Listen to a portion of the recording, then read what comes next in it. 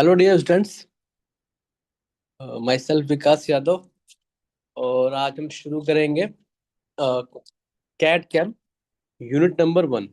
ठीक है। अ, बहुत ही इम्पोर्टेंट सब्जेक्ट है और आपका जो है जॉब प्रोफाइल के हिसाब से भी आपका बहुत इम्पोर्टेंट सब्जेक्ट है, क्योंकि मैन्युफैक्चरिंग सेक्टर में सब्जेक्ट में जो टॉपिक्स है उनके यूज़ बहुत ज़्यादा होते हैं। तो यूनिट नंबर वन है उसको हम दो पार्ट में पढ़ेंगे। ठीक है। सो पहले हम देख लेते हैं कि इस कैट कैम में टोटल कितनी यूनिट्स हैं और किस यूनिट में हमें क्या क्या पढ़ना है। तो यूनिट 1 में जो शुरुआत करेंगे आज हम, वो कैट कैम के बारे में इंट्रोडक्शन है। कैट कैम क्या होता है उससे रिलेटेड टॉपिक्स हैं। यूनिट नंबर 2 में है ज्योमेट्रिकल मॉडलिंग। यूनिट नंबर 3 में है कैड स्टैंडर्ड्स। यूनिट नंबर 4 में है fundamental of CNC and part programming. And unit number 5 में है cellular manufacturing and flexible manufacturing system. ये टोटल 5 यूनिट्स हैं, जिसमें कि आज हम यूनिट नंबर 1 को शुरू कर रहे हैं। और यूनिट नंबर 1 को दो पार्ट में पढ़ेंगे आज के लेक्चर में। पार्ट जिसको कि पार्ट ए के हिसाब से पढ़ेंगे, फिर जो टॉपिक्स होंगे बचे हुए उनको हम पार्ट बी में पढ़ेंगे। तो आज पार्ट ए में जो टॉपिक्स हम कवर करने वाले हैं वो आपकी स्क्रीन पर दिख रहे हैं। देखिए आप। पहला है कि कैड कैम होता क्या है। देन हम पढ़ेंगे प्रोडक्ट साइकिल। उसके बाद से पढ़ेंगे कंप्यूटर एडेड डिजाइन, कैड क्या होता है। देन पढ़ेंगे कंप्यूटर ग्राफिक्स। उसमें पढ़ेंगे लाइन ड्राइंग। देन पढ़ेंगे प्लानिंग। उसके बाद से पढ़ेंगे प्रोडक्शन।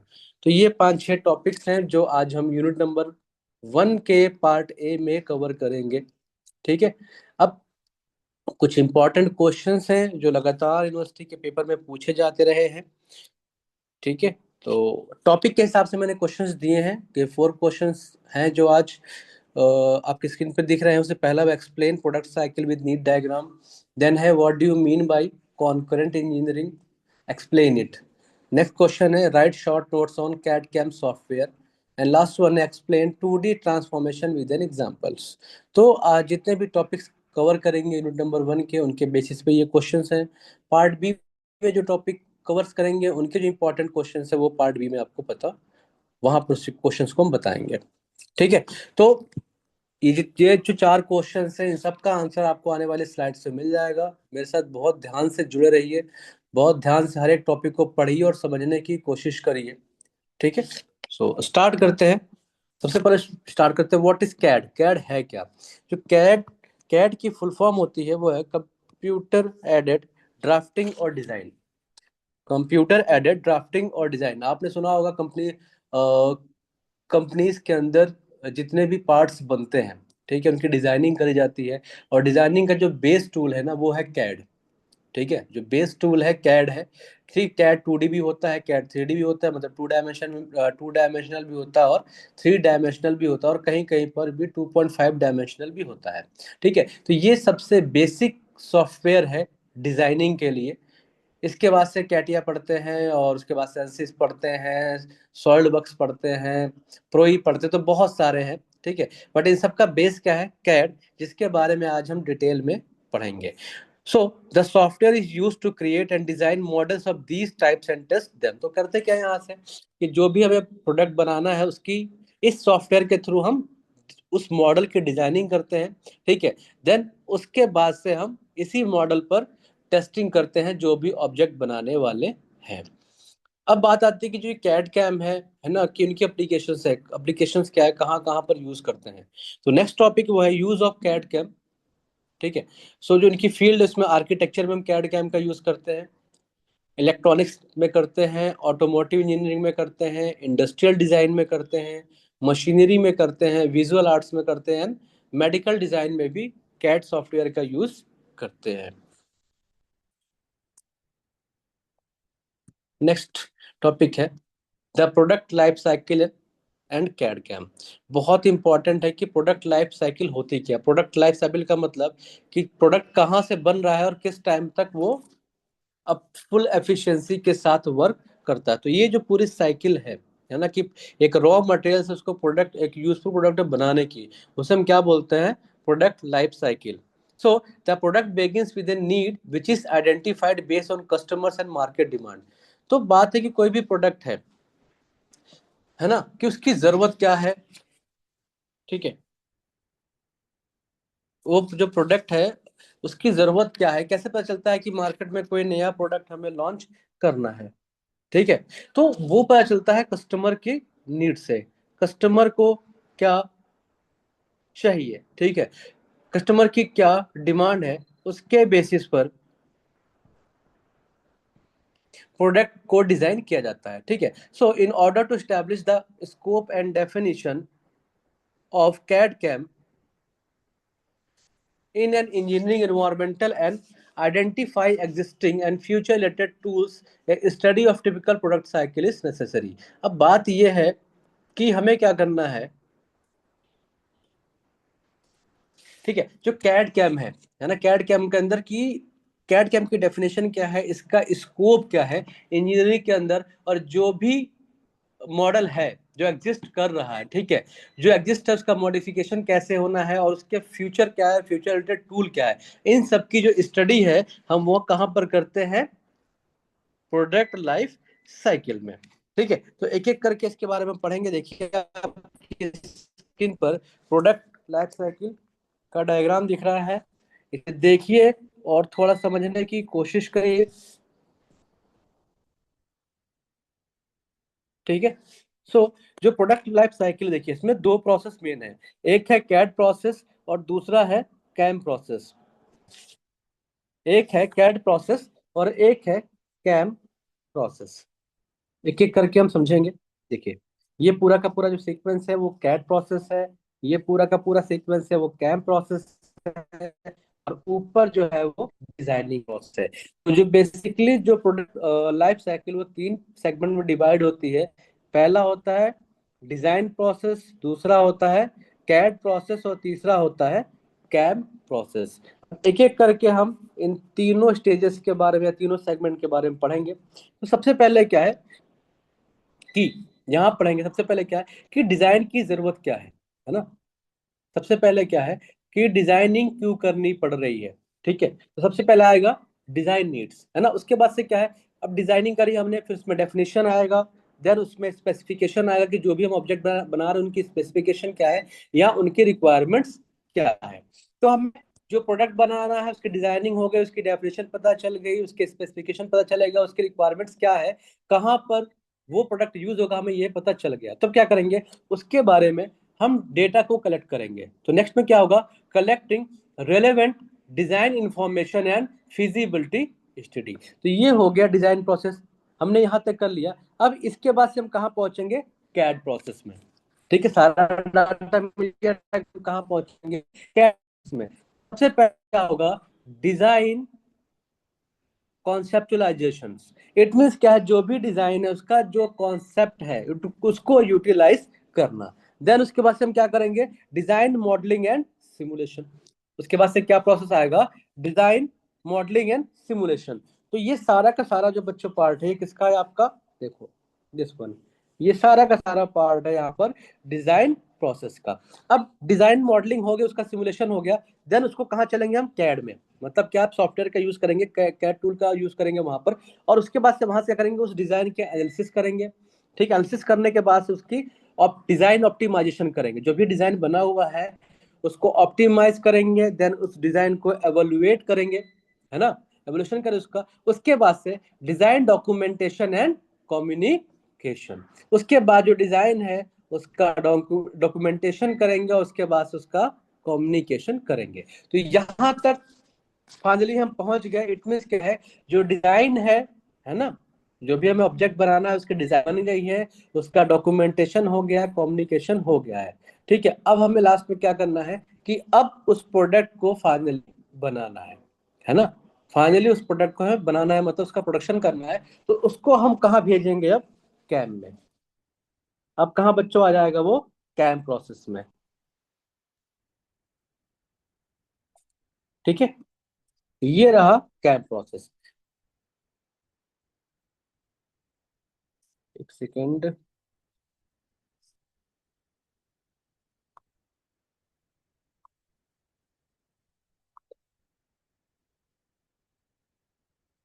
ठीक है, तो हम आ जाएंगे कैम प्रोसेस में। पहले क्या होगा यहाँ पर, प्रोसेस प्लानिंग। कि जो भी हमें प्रोसेस इम्प्लीमेंट करना है कैम में, कैम का फुल फॉर्म होता है कंप्यूटर एडेड मैन्युफैक्चरिंग, मतलब कंप्यूटर की हेल्प से मैन्युफैक्चरिंग करते हैं। तो सबसे पहले क्या होंगे, करेंगे हम प्रोसेस प्लानिंग, और उसमें क्या होगा आपका प्रोसेस प्लानिंग में, प्रोडक्शन प्लानिंग होगी, design and procurement of new tools होगा, order materials and CNC CNC DNC programming, है ना। सबसे पहले क्या करना है, प्रोडक्शन की प्लानिंग करनी है, ठीक है। फिर design and procurement of new tools, मतलब जो भी नए टूल्स लगने हैं उनके, उनको लेके आना है। फिर उसके जो भी प्रोडक्ट बनाना है उसके लिए जो मटेरियल की रिक्वायरमेंट होगी उसे ऑर्डर करना है। फिर अगर ये एनसी पे जो प्रोडक्ट बनना है एनसी पे बनना है, सीएनसी बनना है या डीएनसी बनना है, जिस पे बनना होगा उसके लिए उसकी प्रोग्रामिंग करनी होगी। तो ये सारा आता है प्रोसेस प्लानिंग के प्लानिंग में। इतना करने के बाद हम क्या करते हैं, प्रोडक्शन स्टार्ट कर देते हैं। जैसे ही प्रोडक्शन स्टार्ट करा, प्रोडक्ट बन के बाहर आया, फिर इसको हम कहाँ भेजेंगे, क्वालिटी कंट्रोल में, जहां पर उसकी क्वालिटी चेकिंग की जाएगी, ठीक है, कि जो हमने प्रोडक्ट बनाया है वो अप टू स्टैंडर्ड है कि नहीं है, ठीक है। देन उसको क्या करेंगे, उसकी हम पैकेजिंग करेंगे, और पैकेजिंग करने के बाद उसकी शिपिंग करेंगे, और शिपिंग करने के बाद से कहाँ भेजेंगे उसे, मार्केटिंग में। अब मार्केटिंग में वो प्रोडक्ट चला गया, ठीक है। अब जब मार्केटिंग में प्रोडक्ट मार्केटिंग होगी, उसकी मार्केट प्रोडक्ट चला गया, अब लोग उसे यूज करेंगे। यूज करने के बाद उसमें इंप्रूवमेंट के लिए जो भी उनकी एडवाइस होंगी वो सारी फिर कलेक्ट करेंगे, और खाना कहाँ कहाँ भेज देंगे हम, डिजाइन नीड्स में, मतलब कि डिजाइन प्रोसेस में फिर दोबारा उस इंपॉर्टेंट इंफॉर्मेशन जो भी मिले उस प्रोडक्ट के बारे में, जिससे कि उस प्रोडक्ट में इंप्रूवमेंट हो सके, तो हम सब कलेक्ट करके कहाँ भेज देंगे, डिजाइन नीड्स में, और उसके बाद फिर से वही स्टेप फॉलो होगा, ठीक है बच्चों। तो ये था टिपिकल प्रोडक्ट लाइफ साइकिल, कि कोई प्रोडक्ट है उसकी लाइफ साइकिल क्या होती है और किस तरीके से वो वर्क करती है। नेक्स्ट टॉपिक है कॉन्करेंट इंजीनियरिंग।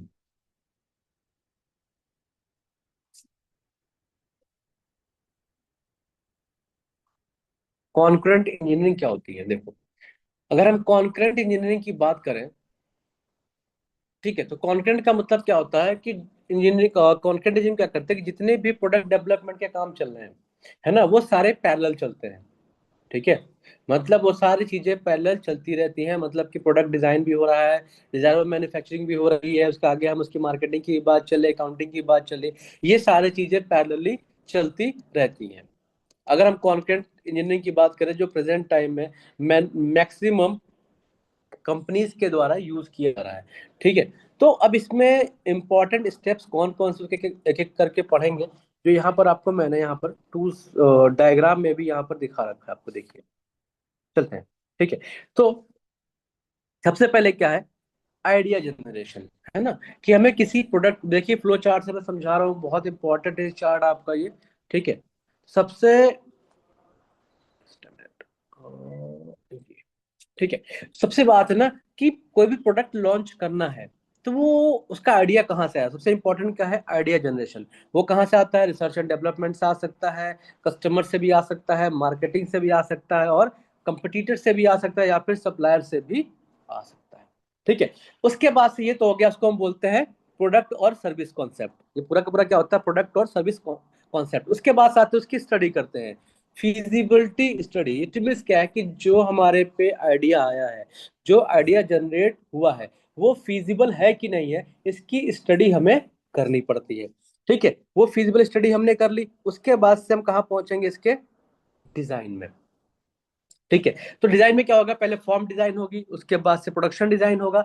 फॉर्म डिजाइन में क्या होता है, रिवीजन एंड टेस्टिंग प्रोटोटाइप्स, मतलब क्या है कि जो भी डिजाइनिंग हुई है उसका हम क्या करेंगे, प्रोटोटाइप बनाएंगे, और प्रोटोटाइप के रिवीजन करेंगे, उसकी टेस्टिंग करेंगे। उसके बाद से कहाँ जाएंगे, प्रोडक्शन डिजाइन में, जहाँ पे क्या होता है, उसकी मैन्युफैक्चरिंग स्पेसिफिकेशन के बारे में बताया जाता है, ठीक है। और फॉर्म डिजाइनिंग के बाद से उसको हम फंक्शनल डिजाइन में ही भेजते हैं, जहां उसके डिजाइन स्पेसिफिकेशन के बारे में बताया जाता है, समझो। फॉर्म डिजाइनिंग, फॉर्म डिजाइनिंग के बाद से दो तरीके पैरेलल चलती हैं, एक फंक्शनल डिजाइनिंग जहां उसके स्पेसिफिकेशन के बारे में बात करते हैं, डिजाइन करते हैं, और दूसरा चलता है प्रोडक्शन डिजाइनिंग, जहां पर हम मैन्युफैक्चरिंग स्पेसिफिकेशन की बात करते हैं, ठीक है। जब ये दोनों स्टेप पैरेलल साथ जाते हैं तो हम कहाँ पहुंचते हैं, यहाँ पर pilot run and final test. हम क्या करते हैं, जब दोनों तरीके से यहाँ भी फंक्शनल डिजाइनिंग हो गई, प्रोडक्शन डिजाइनिंग हो गई, तो हम कहाँ पहुंच जाएंगे, pilot run and final test पर। मतलब क्या है कि अब हम वो प्रोडक्ट बनाना शुरू कर देंगे, तो फाइनली उसको प्रोडक्ट को बनाना शुरू करते हैं, ठीक है। फिर उसकी टेस्टिंग करते हैं, और देन क्या करते हैं, उस प्रोडक्ट को हम मार्केट में लॉन्च कर सकते हैं। तो इस कॉन्करेंट इस डायग्राम के थ्रू कॉन्करेंट इंजीनियरिंग क्या है उसको आप इजिली समझ सकते हो, क्योंकि यहाँ पे जो प्रोसेस है ना वो पैरेलल चलते रहते हैं। ऐसा नहीं कि एक प्रोसेस हुआ फिर अगले का वेट किया जा रहा है फिर उसके बाद अगला प्रोसेस होगा सीक्वेंस, ऐसा नहीं है। यहाँ पर चीजें पैरेलल चलती रहती हैं। ठीक है, चलिए। सो कॉन्करेंट इंजीनियरिंग के बारे में पढ़ते हैं यहाँ पर। So it is a strategy where all the tasks involved in product development are done in parallel। इससे मैंने बताया आपको कि प्रोडक्ट डेवलपमेंट में जितने भी टास्क हैं या जितनी भी स्ट्रेटजी सबके सब पैरेलल चलती रहती हैं। So collaboration between all individuals groups and departments within a company. तो कंपनी के अंदर जितने भी डिपार्टमेंट्स है, ग्रुप्स है, इंडिविजुअल्स है, इन सबका आपस में कोलैबोरेशन चलता रहता है। कैसे होता है? पहले कस्टमर रिसर्च होगा, फिर उसका डिजाइनर के पास जाएगा, फिर मार्केटिंग, फिर उसकी अकाउंटिंग एंड देन लास्ट में इंजीनियरिंग। तो ये सारी चीजें पैरेलल चलती रहती है।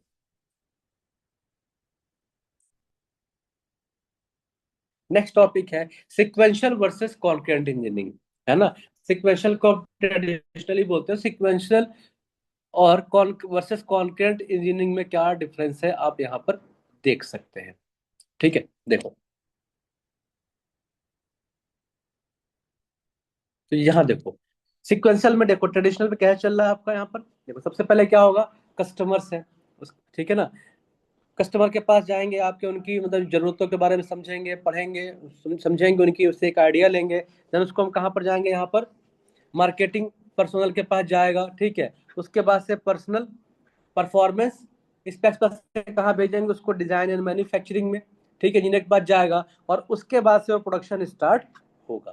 ये तो होता है आपका ट्रेडिशनल प्रोसेस या फिर सिक्वेंशियल में। कॉन्करेंट में क्या होता है, सब लोग एक साथ बैठते हैं, मतलब कस्टमर डाटा आ गया, वो मार्केटिंग पर्सनल आपका हो गया, डिजाइन मैन्युफैक्चरिंग इंजीनियर हो गया, या प्रोडक्शन पर्सनल हो गया, ये सब एक साथ बैठते हैं।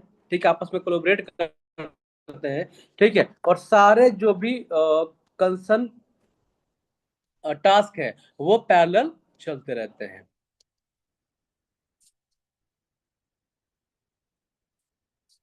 नेक्स्ट टॉपिक है benefits of concurrent engineering. Concurrent engineering के क्या क्या फायदे हैं, चलिए। तो फर्स्ट वन है यहाँ पर reduce time from design concept to market launch by 25%।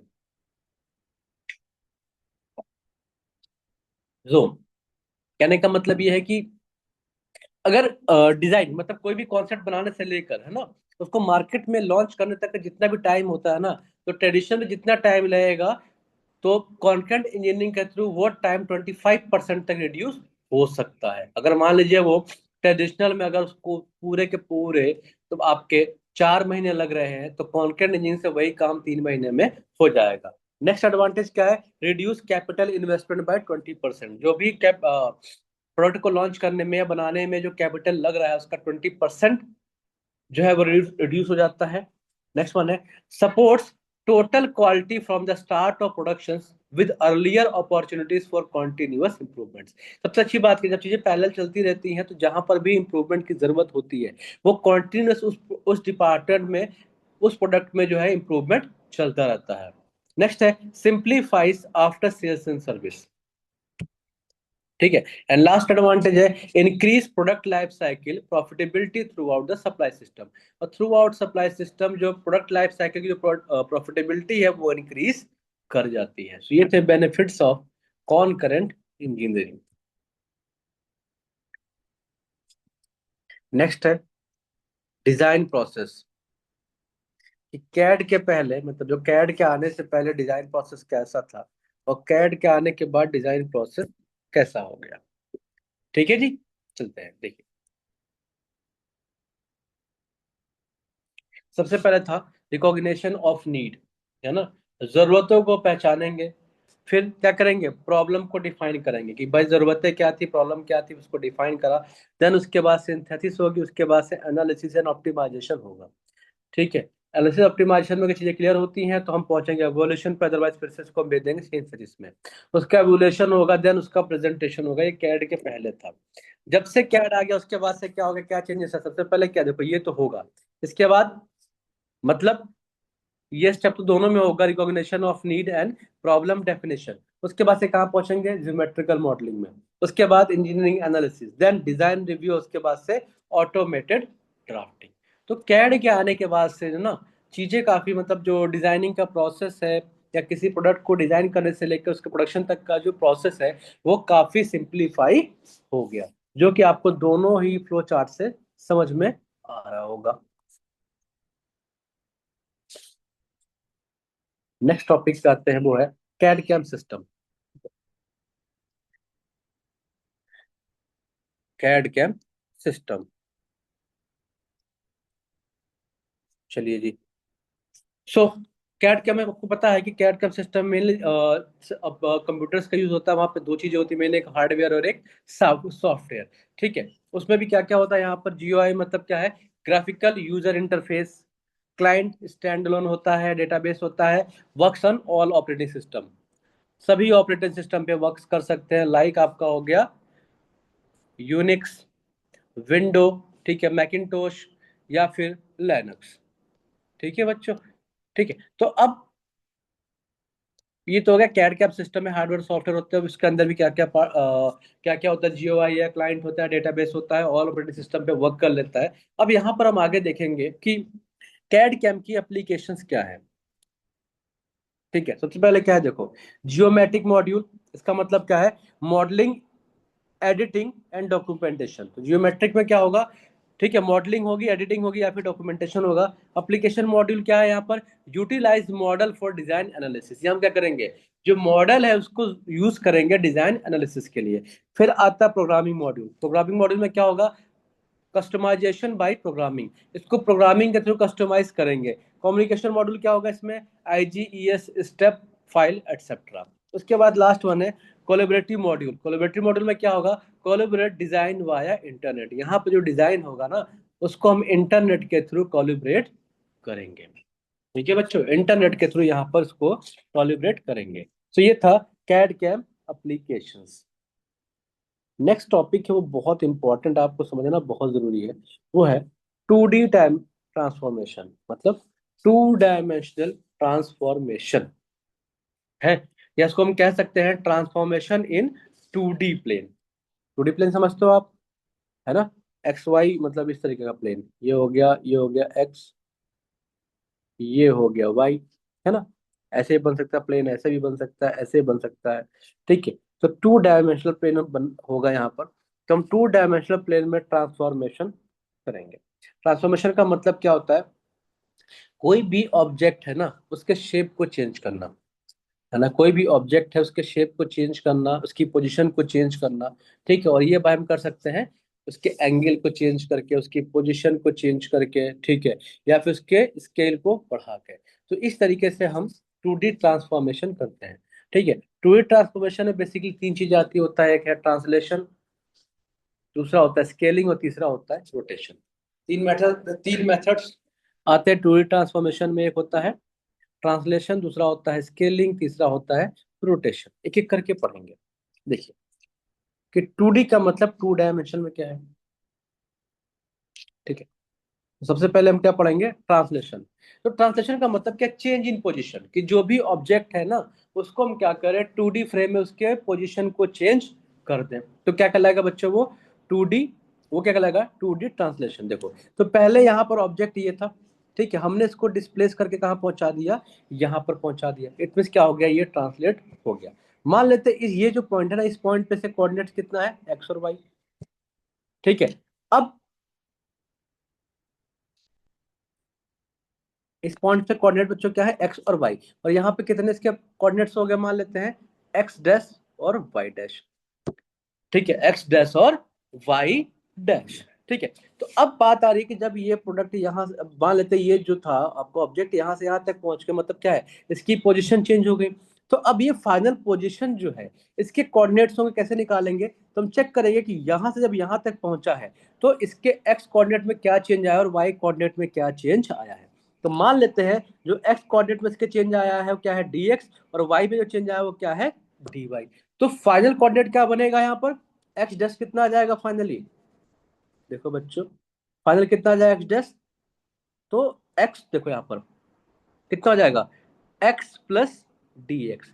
X तो यहीं पर था ओरिजिन आ गया यहाँ पर, ठीक है, और एक्स पे एक्स कोऑर्डिनेट का लॉन्ग कितना मूव कर गया, वो डी एक्स। ठीक है, सिमिलरली वाई डैश हम निकाल सकते हो, क्या हो जाएगा यहाँ पर, वाई प्लस डी वाई। ठीक है, तो हम इसकी नई पोजीशन को भी इस तरीके से फाइंड आउट कर सकते हैं। अब ये है, इसी को हम यहाँ पर इसके, ठीक है, तो अब इसको भी हम क्या कर सकते हैं बच्चों यहाँ पर कि मैट्रिक्स के फॉर्म में लिख सकते हैं। कैसे, देखो, न्यू पोजीशन क्या है, एक्स डैश वाई डैश, ये किसके इक्वल हो जाएगी, यहाँ पर कितने चेंज हुआ है, एक्स में डी एक्स और वाई में डी वाई। किस पे चेंज हुआ पोजीशन पे, एक्स और वाई पे, तो और बीच में प्लस। ठीक है, तो इस तरीके से हम क्या कर सकते हैं कि जो ट्रांसलेशन के थ्रू जो 2D ट्रांसफॉर्मेशन हुआ है उसके नए कोऑर्डिनेट्स को फाइंड आउट कर सकते हैं। ठीक है, अब उसके बाद से आती है यहाँ पर स्केलिंग, कि स्केलिंग क्या होती है। ठीक है, तो हम स्केलिंग के बारे में पढ़ेंगे। स्केलिंग बारे में जानते हैं, आपने कभी सुना है स्केलिंग के बारे में? ठीक है, तो स्केलिंग क्या होता है, किसी भी ऑब्जेक्ट को बड़ा करके दिखाना, है ना। डिजाइनिंग जो मतलब आप ये मान के चलिए फर्स्ट ईयर में जो सब्जेक्ट होता है हमारा कंप्यूटर एडेड ड्राइंग, है ना, जिसको इंजीनियरिंग ड्राइंग बोलते हैं। तो वहां पर सिखाया जाता है कि हम किस तरीके से छोटी चीज को स्केल बड़ा मान के जो है उसकी स्केल बढ़ा के किस तरीके से छोटे ऑब्जेक्ट को हम बड़ा करके दिखा सकते हैं। तो स्केलिंग क्या होता है, किसी भी ऑब्जेक्ट को बड़ा करके दिखाना। ठीक है, तो देखो यहाँ पर बच्चों, फिगर को थोड़ा बड़ा करते हैं यहाँ पर, देखिए स्केलिंग में क्या था, पहले ऑब्जेक्ट का साइज क्या था, दिस वन। ठीक है, एनलार्ज करके कितना हो गया बच्चों, इतना हो गया। ठीक है ना, पहले कितना था यहाँ, अब स्केल करते तो कितना हो गया यहाँ। तो यहाँ पे मान लेते हैं इनिशियल पोजीशन क्या थी इसकी, एक्स और वाई। इनिशियल पोजीशन क्या थी यहाँ पर, एक्स और वाई। ठीक है, एनलार्ज होगी इसकी पोजीशन क्या बन गई, एक्स डैश और वाई डैश। ठीक है, तो हम इसकी फाइनल पोजीशन में कैसे फाइंड आउट करेंगे, तो वो भी हम वेक्टर के थ्रू देखेंगे कितना, X dash Y dash is equal to S X. मतलब क्या है कि एक्स एक्सिस के अलोंग कितना जो ऑब्जेक्ट है ना उसका कितना स्केल चेंज हुआ है, और जीरो हो गया था यहाँ पर, और जीरो, और एस वाई क्या है कि वाई एक्सिस के अलोंग कितनी उसकी स्केलिंग करी गई है। तो इस तरीके से हम मैट्रिक्स के थ्रू हम स्केलिंग के थ्रू जो चेंजेस हुए उसकी फाइनल पोजीशन को फाइंड आउट कर सकते हैं। लास्ट वन है रोटेशन। रोटेशन में क्या होता है कि कोई भी ऑब्जेक्ट है ना, वो रखा हुआ, उसको हमने क्या करा, किसी पर्टिकुलर पॉइंट के अबाउट उसको घुमा दिया। जैसे मान लेते हैं ये ऑब्जेक्ट था यहाँ पर, ठीक है, और क्या करा, इस पॉइंट के अबाउट से हमने थीटा एंगल घुमा दिया। तो पहले ऑब्जेक्ट यहाँ था, अब क्या पहुंच गया यहाँ पर, तो इसकी पोजीशन क्या हो गई, चेंज हो गई। इसकी पोजीशन बच्चों क्या हो गई, चेंज हो गई। तो मान लेते इनिशियल पोजीशन अगेन इसका एक्स कॉमा वाई था, और फाइनल पोजीशन हो गया एक्स डैश और वाई डैश। तो बात है कि अब इस दोनों पोजीशन को हम कैसे फाइंड आउट करेंगे। तो यहाँ पे क्या हुआ कि रोटेशन हो रहा, मतलब जो पोजीशन थ्रू चेंज हो रही है वो थ्रू एंगल हो रही है। वो पोजीशन जो चेंज हो रही है वो थ्रू कैसे हो रही है बेटा, एंगल। देखो कितना एंगल चेंज हुआ है, थीटा एंगल चेंज हुआ है। तो फाइनल पोजीशन का निकाला तो X dash Y dash is equal to cos theta minus sine theta cos theta X और वाई। ठीक है, क्यों, अब ये कब लिया है, जब देखो ये पहले यहां पर था, अब कहाँ चला गया यहाँ पर, तो ये कैसे चल रहा है, एंटी क्लॉकवाइज। इसका रोटेशन कैसे हो रहा है बच्चों, एंटी क्लॉकवाइज। तभी यहां पर हमने ये नेगेटिव सिंबल लिया है। तो इन दोनों मैट्रिक्स का ये पूरी जो मैट्रिक्स है इनको आपस में मल्टीप्लाई करके यहाँ पर, है ना, जो एलिमेंट्स दोनों है इसके थ्रू इसके हम फाइनल पोजीशन को फाइंड आउट कर सकते हैं इन 2D रोटेशन। ठीक है, तो इसको थोड़ा हम लोग एग्जांपल के थ्रू भी समझेंगे अभी। ठीक है, उसके पहले हम देख लेते हैं आगे 3D रोटेशन क्या होता है, या 3D ट्रांसफॉर्मेशन क्या होता है। ठीक है, तो अब हमें क्या करना है बच्चों, 3D ट्रांसफॉर्मेशन मतलब कुछ इस तरीके से, एक्स वाई जेड। ठीक है, हम मान लेते हैं कोई भी पॉइंट यहाँ पर एक है ऑब्जेक्ट रखा हुआ है जिससे कोऑर्डिनेट्स क्या है, एक्स वाई और जेड। इसको हमने चेंज करा और ये पहुंच गया यहाँ पर। तो यहाँ पर इसके ऑब्जेक्टिव कोऑर्डिनेट्स क्या हो जाएंगे, X dash Y dash and Z dash, है ना बच्चों। कितने हो गए, X dash Y Z, Y dash और जेड डैश। अब बात है कि ये भी कैसे होगा, इसके भी मतलब जो चेंजेस होंगे वो आपके ट्रांसलेशन के थ्रू हो सकता है। ठीक है, या फिर रोटेशन के थ्रू होता है, या फिर स्केलिंग के थ्रू हो सकता है। ठीक है बच्चों, तो अब बात आ रही है कि सर इसको हम सॉल्व करेंगे, फाइनल पोजीशन हम कैसे निकालेंगे। तो सिंपल सा फंडा, बहुत सिंपल है। अगर आइडेंटिटी है, मतलब क्या है कि जो पोजीशन ऑब्जेक्ट की पहले थी अगर बाद में भी वही है, तो मैट्रिक्स में कैसे दिखाएंगे, देखो X dash Y Z dash Z W, तो वन जो इसका देखना डायगोनल है वहां क्या लिख देंगे वन वन, बाकी सब ये क्या कर देंगे उसको हम जीरो जीरो। अगर उसमें आइडेंटिटी है तो, मतलब उसकी पोजीशन में क्या है, आइडेंटिटी है तो। अगर उसका ट्रांसलेशन हो रहा है तो ट्रांसलेशन में क्या हो रहा है, किसी पोजीशन चेंज हो रही है, बता रहा मैं डायग्राम के थ्रू आपको। देखो यहाँ पर पहला ऑब्जेक्ट यहाँ पर था, अब ऑब्जेक्ट यहाँ पहुंच गया, मान लेते हैं यहाँ पर एक्स वाई जेड कोऑर्डिनेट्स थे, यहाँ पर X dash Y Z Y dash और जेड डैश कोऑर्डिनेट इसके हो गए, तो इसकी पोजीशन बदल गई बच्चों। अब यहाँ पर इसके कोऑर्डिनेट्स हैं, तो हम एक्स डैश वाई जेड या जेड डैश की वैल्यू कैसे निकालेंगे। ठीक है, तो पहले यहाँ था, अब यहाँ से यहाँ पहुंचा, तो हम मान लेंगे कि जो चेंज आया उसके अंदर एक्स एक्सिस के अलॉन्ग कितना चेंज हुआ टी एक्स, वाई के अलॉन्ग कितना चेंज हुआ टी वाई, और जेड के अलॉन्ग कितना हुआ टी जेड। तो फाइनली अगर हम यहाँ पर इसका एक्स एक्सिस के अलॉन्ग इसकी पोजीशन जो चेंज हुई है उसे फाइंड आउट करेंगे तो क्या हो जाएगा, X dash is equal to X plus T X, Y के along Y dash is equal to Y plus T Y, और जेड के along Z dash Z plus T Z. तो इस तरीके से हम एच डैश वाई जेड और Z dash की वैल्यू को फाइंड आउट कर सकते हैं, और इसी को हम मैट्रिक्स के फॉर्म में भी लिख सकते हैं। कैसे लिख सकते हैं बच्चों मैट्रिक्स के फॉर्म में, देखो ये रहा X dash Y Z dash Z dash W. देखो क्या करना है इसमें, ट्रांसलेशन में जो यहाँ पर डायगोनल पे है, देखो यहाँ पर जो डायगोनल पे वहां क्या कर देंगे वन वन वैल्यू, बाकी सब जीरो कर देंगे, जीरो जीरो लिख देंगे, और लास्ट में क्या लिख देंगे एक्स का लॉन्ग टी एक्स, वाई में कितना चेंज हुआ टी वाई, जेड में कितना हुआ टी जेड। ठीक है, अगर यही स्केलिंग करनी है तो जहां पर वन वन का रखा तो वहां क्या लिख देंगे एस एक्स एस वाई और एस जेड, है ना, और लास्ट में यहाँ पर डायगोनल में लास्ट में क्या आ जाएगा वन, और बाकी सारे एलिमेंट क्या कर देंगे जीरो। तो इस तरीके से हम थ्री डायमेंशनल में भी किसी ऑब्जेक्ट का ट्रांसफॉर्मेशन कर सकते। फॉर एग्जाम्पल के तौर पे देखेंगे बच्चों, आपको और समझ में आ जाएगा। देखो अब यहाँ क्या करना, हमें एक पॉलीगन है उसे मूव कराना है ना, फ्रॉम पोजिशन ए टू, है ना, position be with translation vector -5 और 10, है ना। तो एक ऑब्जेक्ट यहाँ रखा हुआ है, देखो यहाँ रखा हुआ भाई, रख दिया हमने यहाँ पर। ठीक है, अब इसके पॉइंट्स कोऑर्डिनेट्स देखो, यहाँ पे कितना है 10 5, यहाँ कितना है 15 10, और यहाँ कितना है 20 और 5।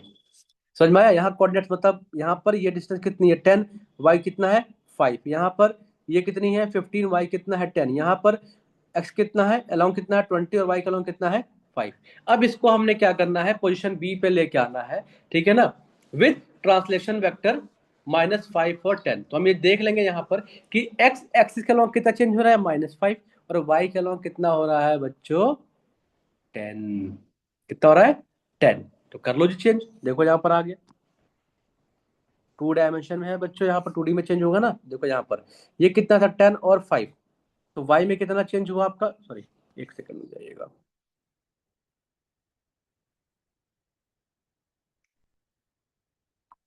देखो जी, है ना, तो ये देखो यहाँ पहले कितना था एक्स का 10, कितना चेंज हुआ 5, तो 10 -5 कितना हो गया 5, तो ये पॉइंट दो कहाँ पहुंच गया है 5 पे, ये 20 पे था कहाँ पहुंच गया है 15 पे, कहाँ पहुंच गया बच्चों 15 पे, ये कहाँ था 15 पे, तो ये कहाँ पहुंच गया है 10 पे।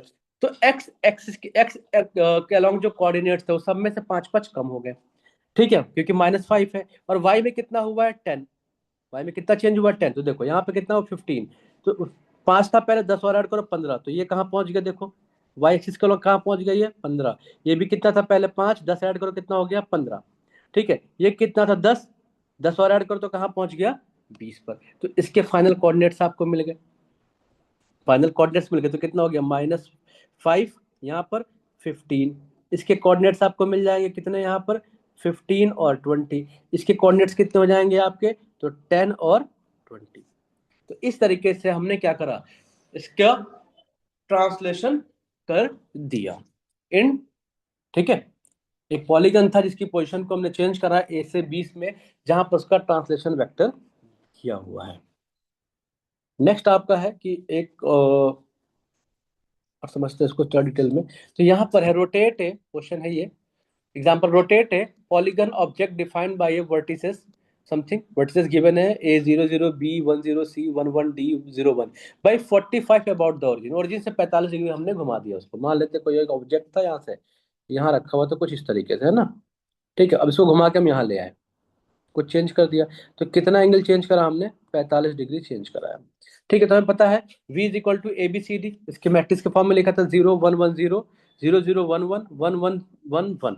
ठीक है, तो रोटेट करा कितना हो गया बता रहा हूँ मैं, क्या था, cos theta minus sine theta था, 2D वाले में था, 3D वाले में तो यहाँ जीरो आ जाएगा, तो थीटा की जगह कितना आएगा 45, तो cos 45 minus sine 45 zero, sine 45 cos 45 zero, 0 0 1। Cos 45 की वैल्यू 1/√2 और साइन 45 की वैल्यू होती है 1/√2। सो 1/√2 माइनस 1/√2 जीरो, 1/√2 1/√2 जीरो, 0 0 1। इसको हम सॉल्व करेंगे, सॉल्व करके जो हमें फाइनल वैल्यू मिलेगी वो क्या मिलेगी बच्चों, zero, 1/√2 zero, one by minus 1/√2, फिर जीरो, 1/√2 2/√2 1/√2, लास्ट में कितना जाएगा 1 1 1। तो क्या हुआ, जो ऑब्जेक्ट था उसको हमने यहाँ पर 45 डिग्री के अबाउट ओरिजिन, मतलब ओरिजिन से 45 डिग्री इसको हमने रोटेट कर दिया। ठीक है, और जो नए कोऑर्डिनेट्स मिलेंगे वो कुछ इस तरीके से इसके मिलेंगे। ठीक है, अब बच्चों जो नेक्स्ट टॉपिक है वो है टू डायमेंशनल व्यू, व्यूइंग, है ना, कि टू डायमेंशनल में आप कैसे कैसे व्यू कर सकते, किसी भी ऑब्जेक्ट को कैसे कैसे व्यू कर सकते हो।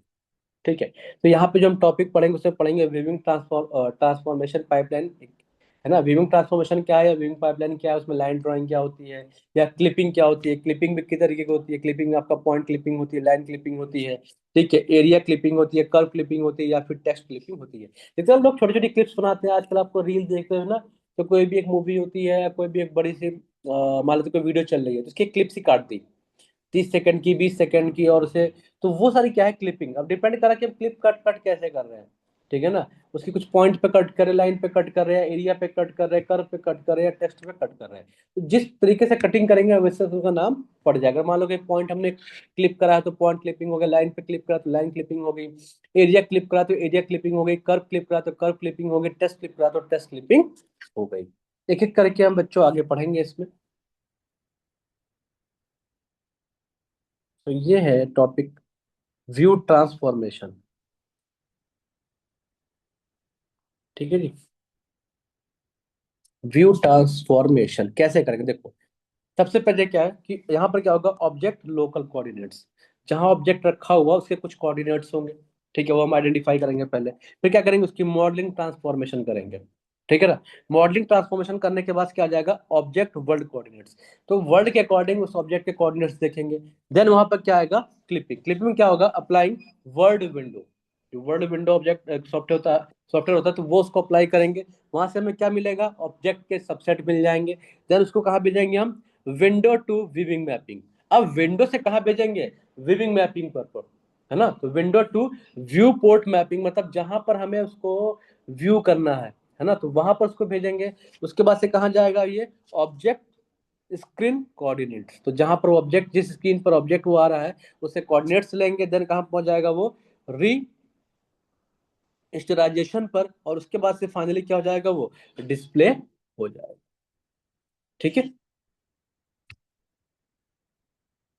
ठीक है, इसको मैं एक डायग्राम के थ्रू और समझ सकते हैं। सबसे पहले क्या होगा, मॉडलिंग कोऑर्डिनेट्स होंगे, ठीक है, उसके बाद इसके वर्ल्ड कोऑर्डिनेट्स होंगे, फिर विविंग कोऑर्डिनेट्स होंगे, ठीक है, फिर आपका नॉर्मलाइज विविंग कोऑर्डिनेट्स होंगे, उसके बाद से डायरेक्ट या डिवाइस कोऑर्डिनेट्स होंगे। तो इस तरीके से हम एक डायग्राम के थ्रू यहाँ पर भी हम विविंग पाइपलाइन को हम समझ सकते हैं, विविंग ट्रांसफॉर्मेशन को हम समझ सकते हैं। अब एक एक करके पढ़ेंगे कि विंडोइंग क्या होती है, या आगे कि विंडोइंग क्या होती है बच्चों, उस विंडोइंग में भी क्लिपिंग कैसे होती है, क्लिपिंग कितने टाइप्स की होती है, सबको हम एक एक करके अभी पढ़ेंगे। सो स्टार्ट करते हैं नेक्स्ट टॉपिक,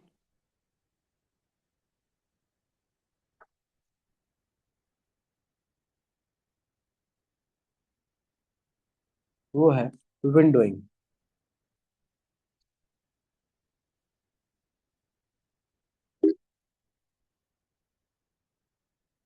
विंडोइंग क्या है, इसमें क्या होता है, तो when we display a scene only those objects with a particular window are display. समझिए, विंडोइंग में क्या होता है कि जो पोर्शन उस विंडो में है वही हमें दिखेगा। आप समझिए, एक ऑब्जेक्ट कैसा भी हो बट जो विंडो में है वही हमें दिखेगा। समझिए यहाँ पर देखो, यहाँ पर क्या है, ये पूरा का पूरा ऑब्जेक्ट है ना, ये पूरा का पूरा क्या है, ऑब्जेक्ट है। बट हमें देख कितना रहा, जो इस विंडो के अंदर है, जो इस विंडो के अंदर है, हमें वही तो दिख रहा है। और विंडो के अंदर क्या है बच्चों, यहाँ पर ये। तो हमें इतना ही तो पोर्शन दिख रहा है, इसको हम क्या बोलते हैं, विंडोइंग। ऑब्जेक्ट कोई भी हो, बट विंडो के अंदर जितना उसका पार्ट दिख रहा है वो क्या कहलाता है, windowing. So when we display a scene, only those objects within a particular window are displayed. ठीक है।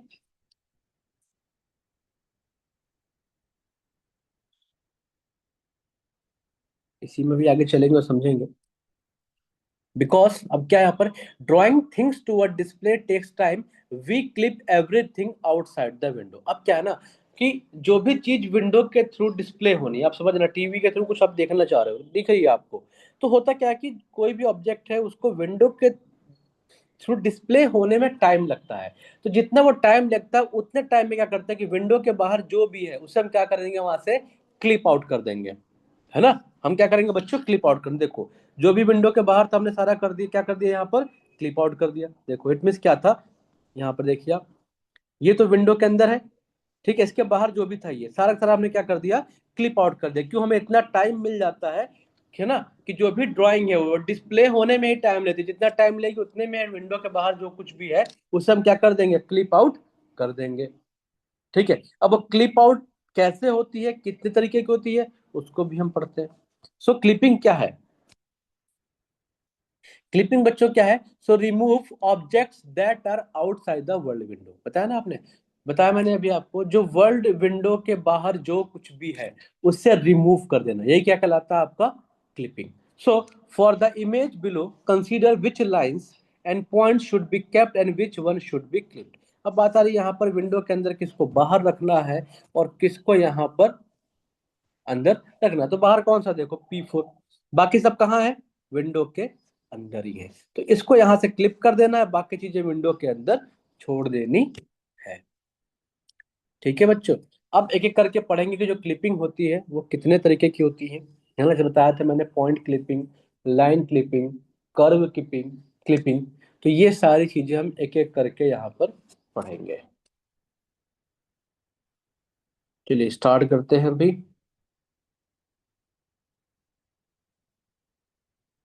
पॉइंट क्लिपिंग, ठीक है।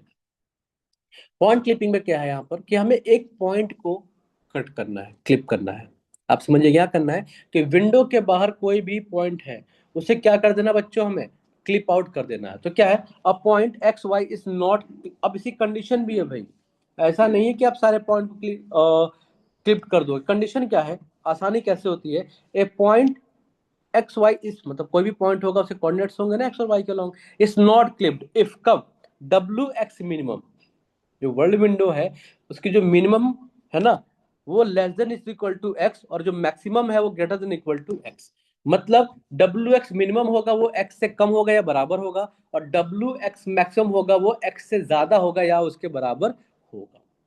अगर, ठीक है, ये तो एक्स पॉइंट, अगर एक्स तो अगर वाई के अलॉन्ग चलते हैं तो Y should be greater than equal to W Y min और less than equal to W Y max. तो ये अगर ये कंडीशन फॉलो होती तभी जाके हम, अगर ये कंडीशन फॉलो होती है तब वहां पर हम क्लिपिंग नहीं कर पाएंगे, अदरवाइज हम क्या कर देंगे, क्लिप कर देंगे। देखो बच्चों यहाँ पर, ये तो हो गया विंडो के अंदर। अब देखो यहाँ पर पॉइंट P4 क्लिप्ड आउट हो जाएगा, P2 क्लिप्ड आउट हो जाएगा, P8 क्लिप्ड आउट हो जाएगा, P10 क्लिप्ड आउट हो जाएगा, P7 क्लिप्ड आउट हो जाएगा। क्यों, क्योंकि ये वर्ल्ड विंडो के अंदर नहीं है। अब जो पॉइंट वर्ल्ड विंडो के, अब जो पॉइंट विंडो के अंदर है वो क्लिप नहीं होंगे, जैसे कि P5 विंडो के अंदर है, क्लिप नहीं होगा। P1 विंडो के अंदर है, क्लिप नहीं होगा। P9 विंडो के अंदर है, क्लिप नहीं, मतलब विंडो के अंदर जो चीज डिस्प्ले हो रही है उस पॉइंट को, जो भी पॉइंट डिस्प्ले हो रहा है उसे आप क्लिप नहीं कर सकते हो, काट नहीं कर सकते हो। जो विंडो के बाहर है उसे ही क्लिप कर सकते हो या कट कर सकते हो।